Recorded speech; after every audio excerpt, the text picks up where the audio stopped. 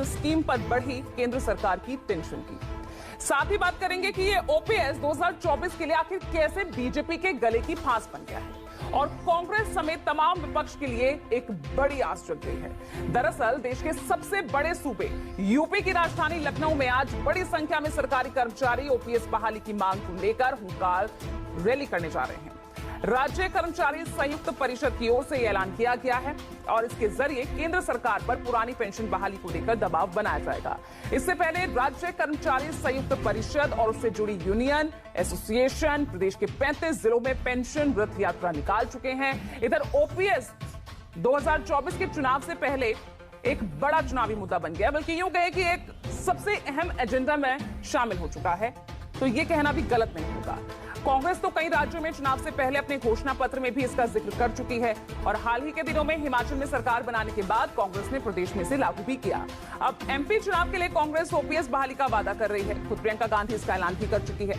हालांकि केंद्रीय वित्त आयोग का तर्क है कि अर्थव्यवस्था के लिहाज से पुरानी पेंशन योजना खतरनाक है और आज इन्हीं तमाम मुद्दों पर हम चर्चा करेंगे, लेकिन उससे पहले किस तरह से ये सियासी मुद्दा बना है, क्या बयानबाजी से लेकर वो सुनिए।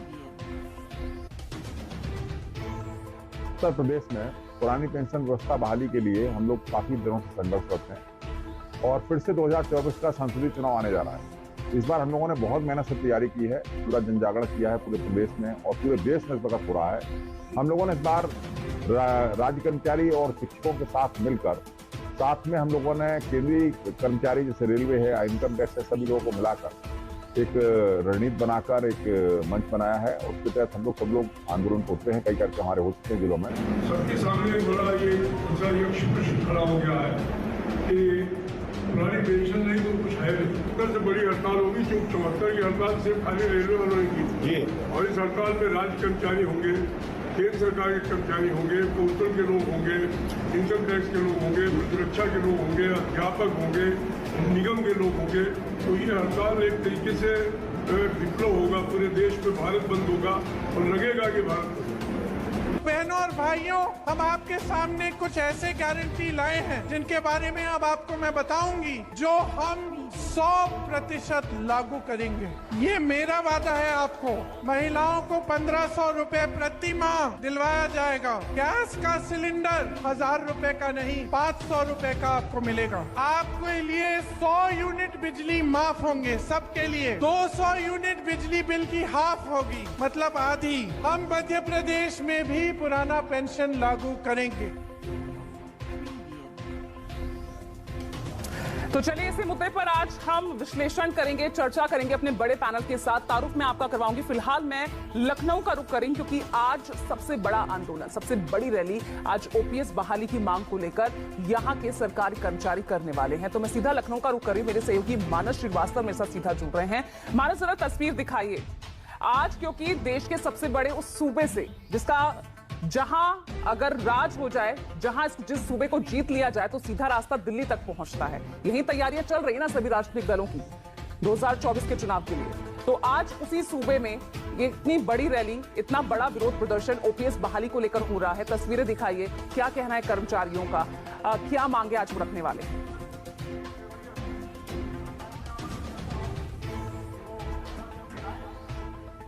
एक लंबा आंदोलन चला है और उसके बाद आज वो एक रैली में तब्दील हुआ है। उत्तर प्रदेश राज्य कर्मचारी संयुक्त परिषद के बैनर तले जो तमाम कर्मचारी संगठन है वो आज लामबंद हुए हैं और आज पुरानी पेंशन बहाली को लेकर लखनऊ के चारबाग रेलवे स्टेडियम में एक रैली की जा रही है। देखिए हालांकि मंच अभी खाली है क्योंकि सुबह का वक्त है, धीरे धीरे लोग यहाँ पर जुटना शुरू होंगे, लेकिन फिर भी तमाम जगहों से जो कर्मचारी है वो आज उनकी तस्वीरों में दिखाएंगे कि कर्मचारी आपको नजर आ रहे हैं जो उत्तर प्रदेश के अलग अलग हिस्सों से आए हुए हैं और लगातार वो उनके आने का सिलसिला जारी है। ये कर्मचारी उत्तर प्रदेश में जो पुरानी पेंशन है उसको बहाल करने की मांग कर रहे हैं। बहुत लंबे समय से आंदोलन चल रहा था ये, और आपको याद होगा कि उत्तर प्रदेश के जब विधानसभा चुनाव जब होने वाले थे उस वक्त समाजवादी पार्टी ने पुरानी पेंशन बहाली को अपने घोषणा पत्र में शामिल किया था। माना जा रहा था कि ये टर्निंग पॉइंट होगा, बहुत बड़ा सपोर्ट मिलेगा क्योंकि उत्तर प्रदेश में जो कर्मचारी हैं और कर्मचारी के साथ जो शिक्षक वो भी साथ नहीं है, तो करीब करीब इनकी संख्या 25 लाख हो जाती है। इस लिहाज से अगर एक परिवार में अगर 4 भी वोटर माने जाएं तो करीब करीब 1 करोड़ वोटर सीधे तौर पर प्रभावित करता है। और ये आंकड़ा ऐसा है जो तमाम सियासी दलों को प्रभावित करता है और उनको आकर्षित करता है कि एक बड़ी तादाद है उत्तर प्रदेश में राज्य कर्मचारियों की और शिक्षकों की जो लगातार पुरानी पेंशन की बहाली की मांग को लेकर के आंदोलन लंबे समय से कर रहे हैं। इस आंदोलन को थोड़ा सा बल इसलिए भी मिल रहा है क्योंकि जो केंद्रीय कर्मचारी है वो भी अब साथ में आ गए हैं। जो सबसे बड़ी यूनियन है रेलवे की, वो भी आज इसमें शिरकत कर रही है। जो शिव गोपाल मिश्रा है वो खुद भी मंच साझा करने के लिए यहाँ पर आएंगे। तो उत्तर प्रदेश में एक तरीके से ये कहा जाए कि जो कर्मचारी संगठन है वो इस रैली के जरिए अपनी ताकत दिखाने की कोशिश कर रहे हैं। और सियासी मानस, अगर संभव हो तो वहां मौजूद जो कर्मचारी हैं उनसे बात करने की कोशिश कीजिए। हम डायरेक्ट उन्हीं से सुनना चाहते हैं क्या मांगे, किस तरह का विरोध आज वो कर रहे हैं, इस हुंकार रैली का आने वाले वक्त में कितना असर पड़ेगा।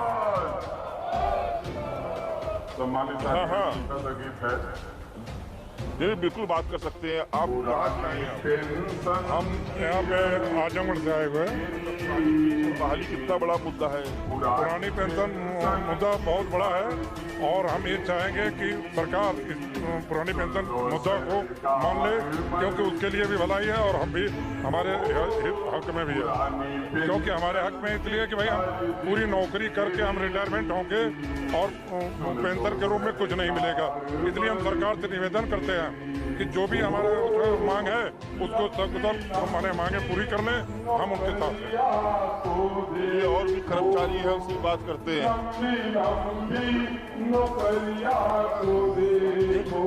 क्या कहना चाह रहे हैं? पुरानी पेंशन कर्मचारियों के बुढ़ापे का सहारा होती है और प्रत्येक कर्मचारी जो 60 वर्ष तक की नौकरी अपनी करता है, एक उसको बुढ़ापे में पेंशन हक है कर्मचारियों का। यदि देश में सांसद, विधायकों और माननीय मंत्रियों जो को पेंशन मिलती है तो प्रत्येक कर्मचारियों को भी पेंशन मिलनी चाहिए। ये बात कह रहे हैं कि यहाँ भी मन से कहा जा रहा है कि सांसद विधायक उनको लगातार पेंशन मिलती है, एक बार विधायक बने 1 साल में तो राज कर्मचारी को पेंशन क्यों नहीं दे रही सरकार? यही हमारी मांग है। सरकार से हम यही कहना चाहते हैं कि ये दोहरी नीति, दोहरा मापदंड ये देश में नहीं चलेगा। ये एक देश है, एक नीति चलेगी, एक पेंशन चलेगी। कर्मचारियों को नई पेंशन, विधायक सांसदों को नई पेंशन, पुरानी पेंशन ये नहीं चलेगी। सबके साथ न्याय होना चाहिए। ये पुरानी पेंशन कर्मचारियों के बुढ़ापे का सहारा थी, इसे नहीं छीनना चाहिए, वरना सरकार अपना वजूद खो देगी। सरकार तो अभी तक आपकी सुन नहीं रही है, न केंद्र की न प्रदेश की, तो क्या विकल्प है? देखिए ऐसा है, सरकार से हम लोग लोकतांत्रिक तरीके से अपनी बात कह सकते हैं, लड़ सकते हैं और उनको ये बताना चाहते हैं कि जो आप कर रहे हो गलत है। वरना सरकार अगर इस तरीके से नहीं सुनेगी तो सरकार जो भाषा जानती है, सुनना चाहती है, पार्टियां सुनना चाहती हैं, एक वोट का अधिकार है, हम उसके माध्यम से सरकार को समझाएंगे। हमारे परिवार हैं, हमारे नाते रिश्तेदार हैं, हम भी समाज का एक हिस्सा हैं। कर्मचारी है वो भी ड्यूटी करते हैं और समाज में भी अपना प्रतिनिधित्व देते हैं। हम चुनाव ड्यूटी भी करते हैं, वोट भी डालते हैं और सरकारी जो पूरा नीतियाँ होती हैं, काम होते हैं, उन्हें जमीन पर धरातल पे हम ही लोग उतारते हैं। तो सरकार को हमारी बात सुननी चाहिए। हम सरकार का अंग हैं, ये हमारी मांग है। तो आप देख रहे हैं कि तो कर्मचारी है वो कह रहे हैं कि उनके पास एक वोट की ताकत है, उनके पास उनके परिवार है, नाते रिश्तेदार समाज का हिस्सा है। यानी एक तरीके से जो राज कर्मचारी है वो सीधे तौर पर सरकार को ये चुनौती दे रहे हैं कि अगर उनकी बात नहीं सुनी जाएगी तो वो वोट के माध्यम से सरकार को समझाने का प्रयास करेंगे। ठीक है मानस, अब यहाँ देखिए जनता साफ तौर पर वोट के माध्यम से ही हर सवाल का, अपनी हर परेशानी का जवाब चुनावों में देती है। मेरे साथ देखिए खास मेहमान जुड़ गए हैं, अनिला सिंह जी हैं बीजेपी से, विंग कमांडर अनुमाचार्य कांग्रेस से मेरे साथ जुड़ गए हैं, वहीं आप देख रहे हैं मेरे साथ आप पार्टी से इस वक्त मौजूद हैं गगनदीप सिंह। अनिला सिंह जी, आपके पास आ रही हूं, आखिर क्यों ओपीएस का आज ये मुद्दा इतना बड़ा हो चुका है कि 2004 के बाद से हम देख रहे हैं कि लगातार विरोध ही चला रहा है। कभी यहां रैली, कभी कहीं आंदोलन, कभी किसी राज्य में जो है मोर्चा साथ में, कर्मचारी साथ में आ रहे हैं, आवाज उठा रहे हैं, लेकिन सरकार सुन क्यों नहीं रही है? आपकी तरफ से एनपीएस स्कीम लाई गई, उससे ये कर्मचारी खुश नहीं है। कह रहे हैं जब सांसद और विधायकों की उनको जब पेंशन दी जा सकती है, चाहे वो 5 साल रहे, चाहे 1 साल रहे, तो हमें क्यों नहीं? अब सीधा वो हुंकार भर रहे हैं कि भैया वोट के माध्यम से जवाब देंगे। लग नहीं रहा कि ये ओपीएस बहाली का जो ये मुद्दा है कहीं ना कहीं आपको बैकफुट पे ला रहा है, और इसी पिच पर और इसी मुद्दे पर विपक्ष है वो आगे बढ़ रहा है।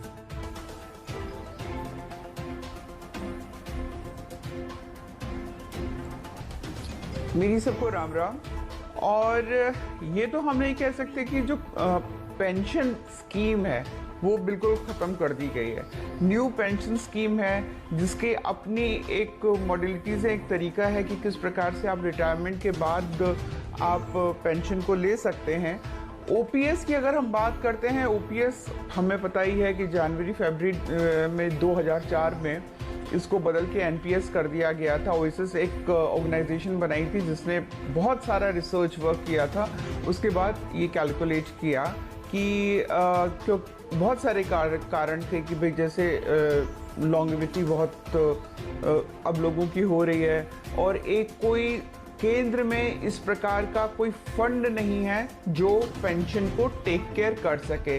तो उसका एक वाया मीडिया निकाला कि भाई जो एम्प्लॉयज़ हैं जो 60 साल 62 साल 65 साल तक की उम्र तक सरकार की नौकरी करते हैं, तो उसके बाद वो किस प्रकार से एक जो फिक्स्ड अमाउंट है उनके घर में आता रहे पेंशन मिलने के बाद। तो वो न्यू पेंशन स्कीम वही है।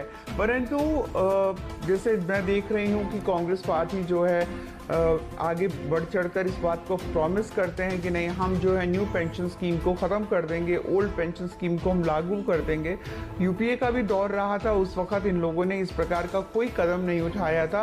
पर मैं ये जानना चाहूँगी जो कांग्रेस है, अगर हम बात करते हैं कि उस सरकार पे, यानी कि जो सरकारें कांग्रेस की सरकारें या दूसरी सरकारें हैं जो ये ओल्ड पेंशन स्कीम को एडवोकेट करती हैं, वो इतने ज़्यादा कर्ज के नीचे डूबी हुई हैं। अगर मैं पंजाब, राजस्थान, बिहार, केरला, वेस्ट बंगाल इनकी बात करती हूँ तो ये टॉप 5 ऐसे राज्य हैं हमारे देश में जो कर्ज में डूबे हुए हैं बुरी तरीके से। तो अब उन्होंने अभी तक ये बताया नहीं है कि ओल्ड पेंशन स्कीम जो आप लागू कर रहे हो तो उसका फंड आएगा कहाँ से। क्या ये वो फंड होगा जो सोशल स्कीम्स के लिए होता है, इंफ्रास्ट्रक्चर डेवलपमेंट के लिए होता है, या बहुत सारे ऐसी स्कीम्स और कार्यक्रम योजनाएं होती हैं सरकार की जो जनहित में होती हैं, उसके बारे में बिल्कुल भी नहीं बता रहे हैं। अनिला जी, कुछ तो इस बात की, इस मुद्दे की कुछ तो काट आपको निकालनी पड़ेगी ना। आपके हाथ से धीरे धीरे एक राज्य निकल गया और ओपीएस बहाली का मुद्दा कांग्रेस के लिए एक संजीवनी साबित हो रहा है, ये तो मानती हैं आप?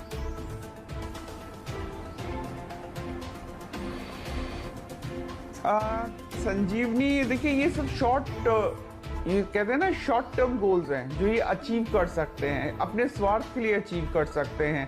अगर ये न्यू पेंशन स्कीम के खिलाफ इतने थे तो इनसे पूछना चाहिए ना, जब केंद्र में आपकी सरकार थी तो उसको स्ट्राइक डाउन कर देते, एक फंड बना देते कि भाई ये जो है ओल्ड पेंशन स्कीम के लिए। इन्होंने नहीं किया वो चीज़, इन्होंने वही कंटिन्यूड किया जो न्यू पेंशन स्कीम लागू की गई थी 2004 में। पर ये इस चीज़ को कोई भी ऐसा राज्य जहां पर ओल्ड पेंशन स्कीम लागू हो गई है या लागू करने का प्रॉमिस कर रहे हैं, ये तो बता दीजिए कि फंड कहां से आएगा। भाई केंद्र से आप मांगेंगे क्या फंड? फिर आप खड़े हो जाएंगे कहने के लिए कि भाई हम पेंशन का फंड जो है केंद्र नहीं दे रही है। सबसे बड़ी बात तो ये है कि आपके तिजोरी में पैसे ही नहीं है, और ऐसा तो है ही नहीं पूजा जी कि रिटायरमेंट के बाद पैसा नहीं मिल रहा है। हम जानते हैं 60-40 का जो एक तरीका अपनाया गया है, उसके बाद पेंशन आपको मिल रही है, ऐसा नहीं कि पेंशन नहीं मिल रही है। तो कोई भी बदलाव होता है तो उसमें जिसके ऊपर बदलाव का असर होता है तो रिएक्शन होता ही होता है। और ऐसे में राजनीतिक दल जो स्वार्थ की राजनीति करते हैं वो ये नहीं देखते हैं कि उनके राज्य में या उनके राष्ट्र में इसका असर क्या होगा, इस प्रकार के प्रॉमिसेस करते हैं। पर कांग्रेस बताए तो, लेफ्ट बताए तो, टीएमसी बताए तो पैसे कहां से आएंगे भाई? बिल्कुल, बहुत वाजिब सवाल है, बहुत वाजिब सवाल है। आरबीआई की तरफ से भी कर्जा कैसे कम किस तरह से वित्तीय बोझ इन तमाम राज्यों में पड़ा है जहां जहां ये ओल्ड पेंशन स्कीम लागू की गई है, ये मैं बिल्कुल सवाल मैं पूछूंगी। लेकिन इसका नुकसान तो बीजेपी उठा रही है ना। हिमाचल में चाहे पैसा कहां से आ रहा है ये बहुत बात की बात, लेकिन जनता को वो सुविधा मिल रही है और जनता उस दल को, उस पार्टी को चुनकर उसकी सरकार भी बना रही है। ये तो आप मानते हैं कि नुकसान तो आप उठा रहे हैं ना? जी देखिए, यही फर्क होता है। हमारे देश को स्वतंत्र हुए 75 साल हो गए और ऐसे राजनीतिक दल जो केंद्र और राज्यों में रहे हैं, स्वार्थ की राजनीति करते रहे हैं, तुष्टीकरण की राजनीति करते रहे हैं। उन्होंने अपना ये देखा कि हम सत्ता में कैसे आए, राष्ट्र कैसे बढ़े, कंपटीशन में जो पूरा विश्व का एक कॉम्पिटिटिव है इकोनॉमिक बेस पे हर तरीके से, वहाँ हम कैसे पहुँचे। जब आप लार्जर स्केल पे नहीं सोचोगे, आप स्वार्थ की राजनीति करोगे तो आप फेक फॉल्स प्रॉमिसेस करोगे। भारतीय जनता पार्टी जो है उसके लिए राष्ट्र सर्वोपरि है। किस प्रकार से हर व्यक्ति को दिमाग में रखते हुए राष्ट्र को आगे बढ़ाएं, अर्थव्यवस्था को बेहतर करें। इसीलिए आज 4th स्ट्रॉन्गेस्ट इकोनॉमी है हमारे देश की और बहुत जल्द जो है हम 3rd पे पहुंच जाएंगे। ये फर्क होता है। भारतीय जनता पार्टी स्वार्थ की राजनीति नहीं करती, हमारे लिए राष्ट्र सर्वोपरि है। ठीक है अनिला जी, मैं दूसरे मेहमानों का भी मैं रुख कर लेती हूँ। कांग्रेस जो आपने सवाल पूछा मैं वो कांग्रेस से ले लेती हूँ। बिल्कुल अनुमाचार्य जी, सीधा सीधा बात, ठीक है आप ये लागू कर रहे हैं, स्वार्थ की आप राजनीति कर रहे हैं, ये बीजेपी की तरफ से कहा जा रहा है। और अगर आप इस तरह की स्कीम्स लागू कर रहे हैं तो पैसा, इस कर्ज को खत्म कैसे करेंगे? देखिए आंकड़े भी जारी किए गए हैं आरबीआई की तरफ से। राजस्थान पर 16 गुना बोझ बढ़ा हुआ है, छत्तीसगढ़ 12 गुना। आप कहां से इस वित्तीय बोझ को कम करेंगे? पैसा है नहीं, क्या वाकई तिजोरी पैसे से भरी है? सीधा सवाल पूछ रहे हैं नीला जी।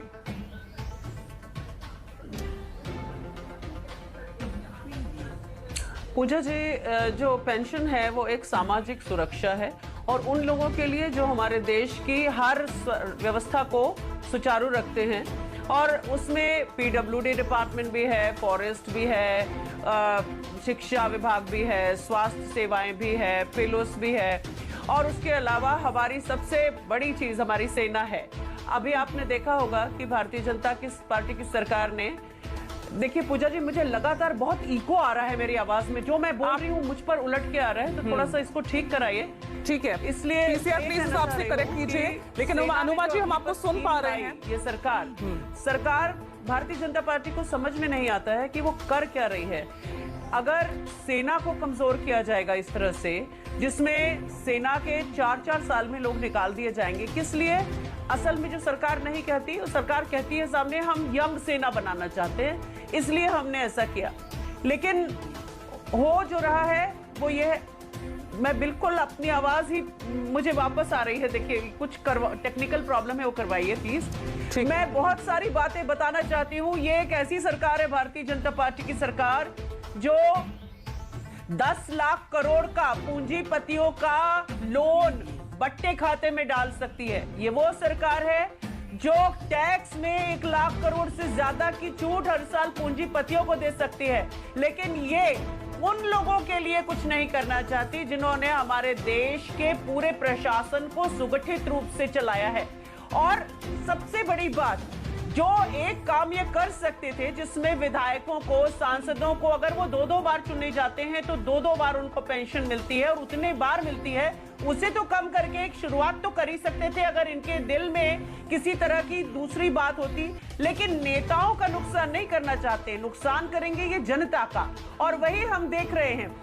देखिए जो राज्य कर रहे हैं उनको रेवेन्यू जनरेशन आता है, इससे पहले भी सरकारें रेवेन्यू जनरेट करती रही हैं। आप जानती हैं 70 सालों में भारत के ऊपर केवल 55 लाख करोड़ का कर्ज था, और आज नरेंद्र मोदी की सरकार ने पिछले 9 साल के अंदर ही उसको 100 गुना बढ़ाकर उसको 155 करोड़ से ज्यादा का कर्ज कर लिया। यानी कि चादर से बाहर पैर फैलाते रहे कुछ दिखाने के लिए कि हम बड़ा बढ़ रहे हैं, लेकिन अल्टीमेटली क्या हुआ, इस देश का केवल नुकसान हुआ। हम ऋण के बोझ से लदते गए। इस सरकार को रोटेशन नहीं करना आता। जो रेवेन्यू ऋण के बोझ में तो अभी भी है ना नुमा जी, और आप उस ऋण को और बढ़ा रहे हैं। यही सवाल बीजेपी की तरफ से किया जा रहा है कि आप वो पैसा लाएंगे कहां से। और दूसरी बात ये कि आपने भी तो 10 साल आपने भी तो शासन किया ना, आपकी भी सरकार थी ना। जब ये ओपीएस को जब बंद कर दिया गया, इस स्कीम को बंद कर दिया गया, उसके बाद आपकी सरकार सत्ता में आई, आपके पास पूरा वक्त था। यही सवाल पूछ रही है अनिला जी कि तब आप ले आते इसे, तब आप इसे वापस बहाल कर देते। बहुत बढ़िया, आपका सवाल बहुत अच्छा है। सुनिए ना, आपका सवाल बहुत अच्छा है। आपका सवाल बहुत अच्छा है पूजा जी। इस सवाल का ही जवाब देती हूँ, क्योंकि जब महिला, मैं आपको एक एग्जाम्पल से देती हूँ, अपने उदाहरण से देती हूँ। जब 1992 में महिला अधिकारियों को पहली बार फौज में लिया गया था, तो यह कहा गया था आपको पेंशनेबल सर्विस मिलेगी और उसके कायदे कानून बताए गए थे। लेकिन हुआ ये कि जब अटल बिहारी वाजपेयी जी की सरकार थी, तो केवल बाकी कर्मचारियों को ही नुकसान नहीं हुआ, उसका नुकसान महिला अधिकारियों को हुआ। यह कह दिया गया कि आपको 15 साल के बाद निकाल दिया जाएगा, कोई पेंशनेबल सर्विस नहीं मिलेगी। तो जैसे ही महिला अधिकारी उससे पीड़ित हुई, वो कोर्ट में गई, और तब तक यूपीए की सरकार आ चुकी थी। कोर्ट में गई, कोर्ट में केस जीता और पेंशनेबल सर्विस मिली। तो जब तक जो बेनिफिशियरी है उसको, वो जब तक उसको तकलीफ नहीं होगी और वो अपनी आवाज नहीं उठाएगा और तब सरकार सुने, तो वो एक जरूरी बात होती है। ये भारतीय जनता पार्टी की सरकार जब बेनिफिशियरी जो है उसके, जिनको उससे लाभ होने वाला है, वो अब आवाज उठा रहे हैं, तो आवाज सुनना चाहिए और अपना रेवेन्यू जनरेशन को रोटेट करना आना चाहिए। आपने देखा होगा कि जैसे मैं एक और मध्य प्रदेश का एग्जाम्पल दूं, दिग्विजय सिंह जी की सरकार थी 2003 तक, तब राज्य में जो कर्ज था वो 25,000 करोड़ रुपए था, यानी कि पूरे बजट का 1/5%। आज वहां राज्य का बजट 2,80,000 करोड़ है, लेकिन कर्ज 3,35,000 करोड़ है। तो भारतीय जनता पार्टी की सरकारें जिस राज्य में जाती हैं वहां तबाही करती हैं, और देश में तो तबाही कर ही रही हैं। इनको किसी भी चीज का गवर्नेंस, रोटेशन, इसकी कोई परवाह नहीं है, सिवाय हर चीज अपने पूंजीपतियों के मित्रों के लिए मुहैया कराने में, सिवाय उनके कर्ज को बट्टे खाते में डालने में, सिवाय उनके कर माफ करने के। तो इस तरह से भारतीय जनता पार्टी ने देश की चलती अर्थव्यवस्था के ऊपर, और लेकिन आपने जवाब अब भी नहीं दिया। जो मैं आपसे पूछ रही थी, एग्जाम्पल बहुत बढ़िया था, लेकिन जवाब मुझे अब भी नहीं मिला। क्यों आपके रहते हुए, जब आपकी पार्टी जब सत्ता में थी, तब आप क्यों उसे नहीं वापस लेकर आ पाए? अब आप ओपीएस बहाली आप कर रहे हैं, अलग अलग राज्यों में कर रहे हैं, लेकिन तब आप कहां थे? मैंने उसी का तो जवाब दिया था पूजा जी। मैं आपके पास वापस आऊंगी अनुमा जी। मैं अपने दूसरे से जो खास मेहमान उनसे भी मैं बात कर लेती हूँ। एक मिनट सुन लीजिए। नहीं, मैं वापस आऊंगी। मैंने क्या कहा उसको आप मिस इंटरप्रेट ना करें, जवाब ही दिया था, जवाब सुनिए। आप वापस आके क्या करेंगे जब आप सुन नहीं रही है मेरी बात?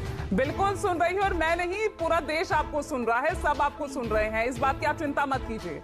लेकिन बात यह है कि अपनी सरकार रहते हुए तो आप उसको लागू किया नहीं, लेकिन हाँ, आज ये मुद्दा आपके लिए बहुत अच्छा मुद्दा बन चुका है, ये साफ तौर पर दिख रहा है। चलिए, मैं आपके पास आ रही हूँ।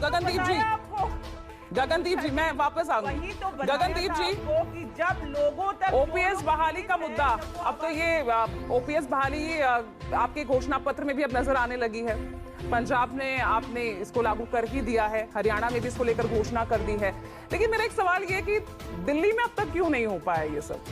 दिल्ली के क्यों कर्मचारी जो सरकारी हैं वो क्यों अब तक वंचित रहते हैं?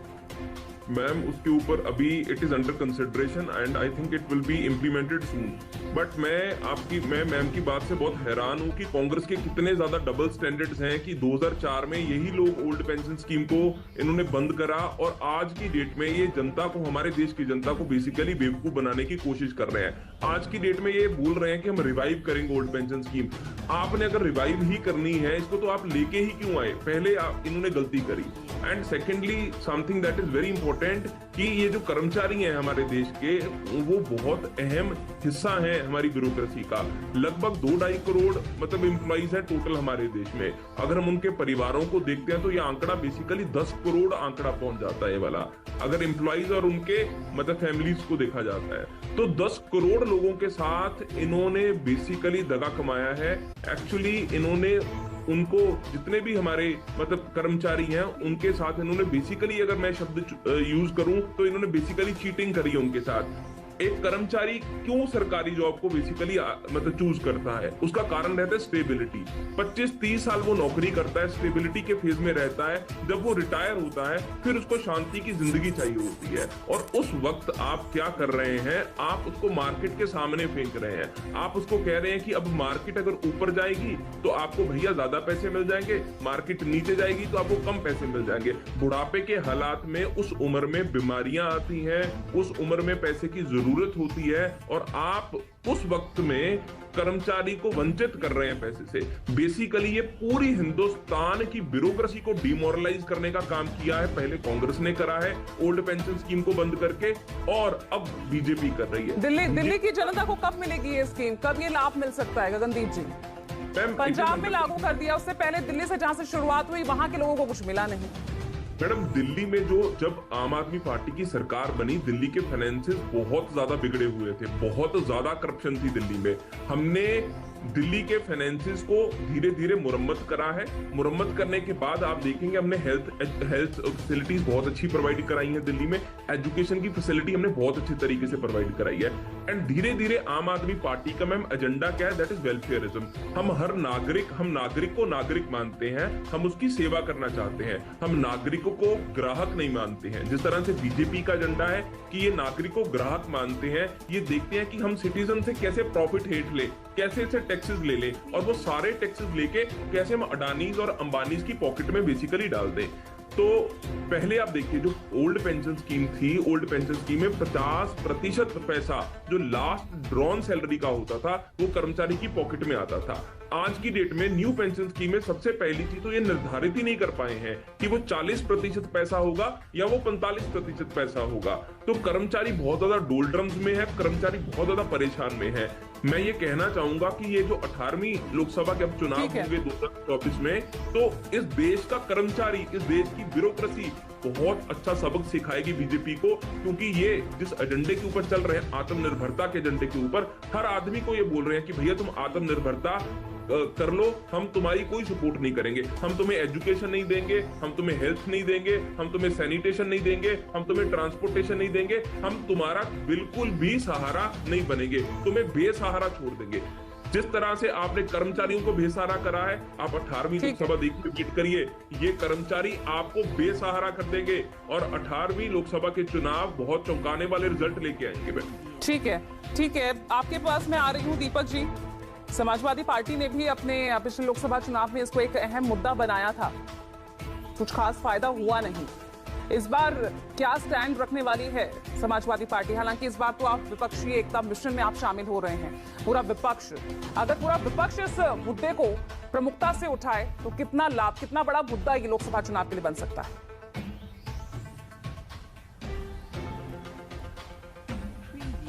देखिए पूजा जी, ऐसा है कि समाजवादी पार्टी ने अपने मैनिफेस्टो में जो 2022 का चुनाव हुआ उसमें भी अपने मैनिफेस्टो में ओल्ड पेंशन स्कीम की बात रखी थी और जनता को ये वादा किया था कि अगर समाजवादी की सरकार बनती है तो निश्चित रूप से ओल्ड पेंशन स्कीम जो है वो बहाल होगी। लेकिन भारतीय जनता पार्टी की सरकार जो प्रदेश में और देश में चल रही है, इसको राज कर्मचारियों से कोई लेना देना नहीं। ये राज कर्मचारियों को से उत्पीड़न करने का काम करती है।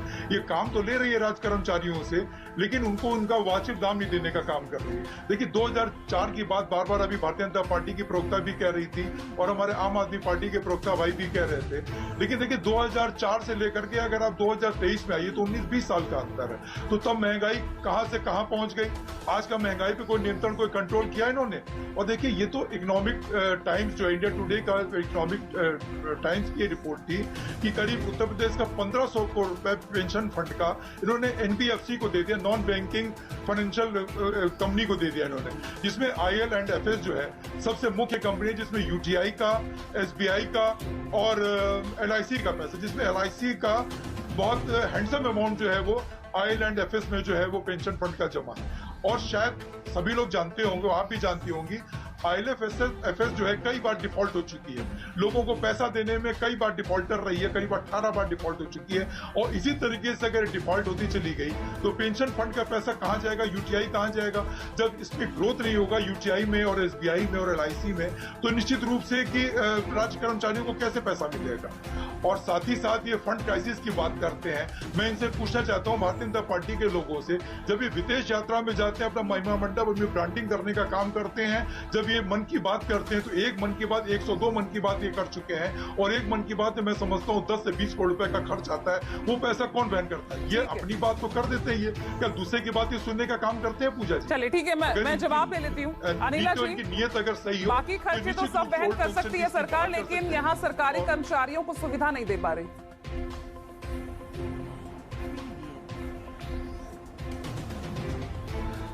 मैं फिर ये कहना चाहूंगी, देखिए अभी मैं सुन रही थी जो आम आदमी पार्टी के प्रवक्ता हैं, इन्होंने कहा कि जब रिटायर्ड होते हैं, बूढ़े हो जाते हैं, उनकी सेवा, उनको बीमारियां होती हैं, उसका ख्याल कैसे होगा। तो मैं इनको बताना चाहूँगी गगनदीप सिंह जी, ये CGHS कर जो एक पूरी स्कीम है केंद्र सरकार की है, जितने और ऐसे स्टेट्स में होता है SGHS, जो सरकार होती है अपने कर्मचारियों की सेहत का पूरा ख्याल रखती है। जो भी इसके पैनल पे बड़े बड़े अस्पताल होते हैं, वहाँ जाकर आप फ्री में इलाज करा सकते हैं। तो ये आपको जानना चाहिए, CGHS भी होती है और SGHS भी होती है। और अनुमा जी को बताना चाहूँगी कि NPS में जो हमारी फौज है उसकी पेंशन को बिल्कुल नहीं छेड़ा गया है। जैसे उनको पहले मिला करती थी, वैसी उसको अब भी मिलती है, तो भ्रम में ना डालें। और तीसरी बात मैं ये कहना चाहूँगी कि कौन कहता है कि पेंशन जो है रोक दी गई है। इन्होंने, गगनदीप जी ने कहा कि ये तो मार्केट पे डिपेंड करेगा, वोलेटाइल है। 40% जो है जो कटेगा वो जो इन्वेस्ट करेंगे LIC में या और जगह, वहाँ जो मार्केट है जो बहुत अच्छे हैं, जैसे LIC की हम बात करते हैं, तो जैसे जैसे बढ़ेगा उस हिसाब से 40% में उसको वो शेयर मिलेगा। लेकिन अनिला जी, लेकिन कहीं ना कहीं कोई कमी है, तभी ये विरोध हो रहा है, और इस विरोध का कहीं ना कहीं बीजेपी को नुकसान आगे उठाना पड़ सकता है। इसीलिए इस पर विचार विमर्श सरकार खुद कर रही है, कमेटी बनाई गई है, और अब ऐसी भी खबरें आ रही कि शायद संशोधन हो सकता है इस स्कीम में। कहीं ना कहीं भय तो है ना? देखिए वो नहीं, उस पर मैं टिप्पणी नहीं करूंगी कि क्या हो रहा है क्या नहीं हो रहा। ये OPS वापस आ जाएगी नहीं आ जाएगी, वो मेरा अरीना नहीं है। पर मैं ये कहना चाहती हूँ, NPS में कौन कहता है कि पेंशन नहीं मिलेगी?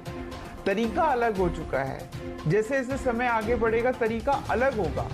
और फिर मैं कहना चाहूंगी, जो अभी कह रहे थे ना कि ये कहां से आएगा वह कहां से आएगा, तो सबसे पहले तो ऐसे राजनीतिक दल जो मंच पर खड़े होकर बोलते हैं कि हम बिजली फ्री कर देंगे, पानी फ्री कर देंगे, हम ये फ्री कर देंगे, हम वो फ्री कर देंगे, वो पहले बताएं कि जो इतना फ्री करते हैं उसके लिए पैसा कहां से आएगा। और अभी मैं बता देती हूँ, अभी एक प्रवक्ता बोल रहे थे ना कि इतना 10 लाख करोड़, समाजवादी के 10 लाख करोड़ जो है वो कॉर्पोरेट्स का माफी कर दिया, तो डेवलपमेंट कैसे होगा? तो आपको 2-3 चीजें बताना चाहूंगी। इन्होंने कहा यूनिवर्सिटी कहां से बनेंगी, हॉस्पिटल कहां से बनेंगे। तो 2014 में अगर मैं मेडिकल कॉलेजेस की बात करती हूँ तो 387 थे, आज 692 हैं। अगर मैं एम्स की बात करती हूँ 14 में 6 थे, आज 23 में 24 एम्स हो गए हैं देश में।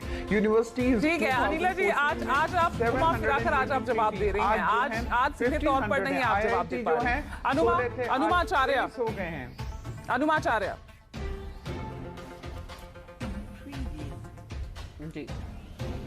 जी, पहली चीज तो आम आदमी पार्टी का स्टैंड मैं काफी थाली के बैंगन की तरफ पाती हूँ, ढुलमुल।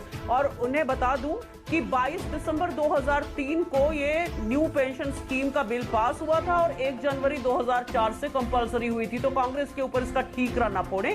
दूसरी चीज, कोई भी देश का रेवेन्यू तब कम होता है जब उसका निर्यात कम होता जाता है और आयात बढ़ता जाता है। हमारे देश में केवल चीन से $100 बिलियन का बजट घाटा बढ़ा है, क्योंकि हम उससे इतना आयात कर रहे हैं, इतना ज्यादा आयात कर रहे हैं और हमारा कोई सामान नहीं ले रहा। तो पहले की सरकारें जहां गुणवत्ता पर हस्तकल्प, हस्तशिला और कल्प, ये सारी चीजें बाहर जाती थी, हस्तकला की चीजें, वो सब में भी, और हमारे यहाँ से निर्यात की गुणवत्ता में भी कमी हुई है। जब निर्यात ही नहीं करेंगे तो रेवेन्यू कहां से पाएंगे? हमारा बजट घाटा लगातार बढ़ रहा है, हमारी विदेशी मुद्रा का भंडार घट रहा है।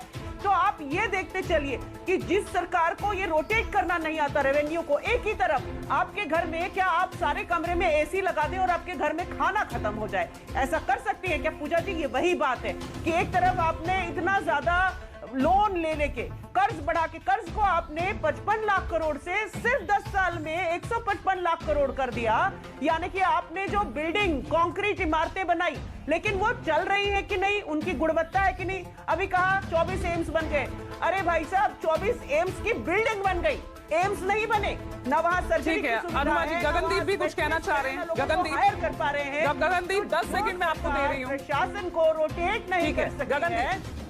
मैडम, मुझे शर्म आती है कि बीजेपी के प्रवक्ता ने एक पहले बात बोली कि जो हमारे देश की लॉन्जिविटी है वो बढ़ रही है, मतलब लोग ज्यादा जी रहे हैं, लंबी उम्र जी रहे हैं, और उसकी वजह से वो हमारे कर्मचारियों का जो बोझ है वो नहीं उठा पाएंगे। मतलब अब क्या बीजेपी क्या चाहती है कि हमारे देश के लोग जल्दी मर जाया करें, 50 की आयु में मर जाया करें, ताकि उनको जिम्मेदारी ना उठानी पड़े? बाकी ये जिस मॉडल की बात कर रहे हैं कि आत्मनिर्भरता करनी पड़ेगी, मार्केट से हमें कंपीट करना पड़ेगा, मैं बताना चाहता हूँ। एक बार मैं लखनऊ का रुख कर लेती हूँ। मानस लगातार हमारे साथ बने हुए हैं। मानस, अब क्या लग रहा है ये ओपीएस बहाली का ये मुद्दा आने वाले लोकसभा चुनाव के लिए कितना बड़ा मुद्दा आखिर बनने वाला है? किस तरह से, क्या वाकई इसे स्वार्थ की राजनीति कही जाए या यथार्थ की?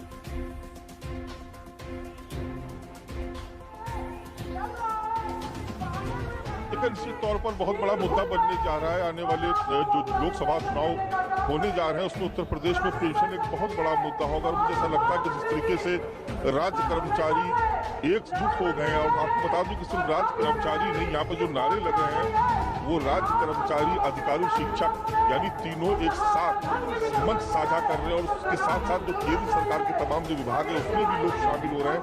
रेलवे यूनियन की आपको दिखाएंगे जब भारी वक्त वाली कि भारी भीड़ यहाँ पर होती चली जा रही है, और बड़ी तादाद में यहाँ पर जो राज्य कर्मचारी है, जो शिक्षक है, अधिकारी है, रेलवे यूनियन से जुड़े हुए लोग हैं, वो यहाँ पर लगातार यहाँ पर आ रहे हैं, शिरकत कर रहे हैं। और बड़े मुद्दे के तौर पर इसको सरकार के सामने पेश किया जा रहा है। तरीके से इसको कह सकते हैं कि राज्य कर्मचारी। चलिए ठीक है मानस, बहुत बहुत शुक्रिया। और मेरे खास मेहमान जो हमारे साथ लगातार बने हुए चर्चा के लिए बहुत बहुत शुक्रिया आप सभी का। तो देखिए, ओपीएस बहाली का ये मुद्दा, यानी ओपीएस ये स्कीम वाकई बीजेपी के गले की फांस आने वाले वक्त में बनेगी, और क्या विपक्ष के लिए ये एक बहुत बड़ी आस लेकर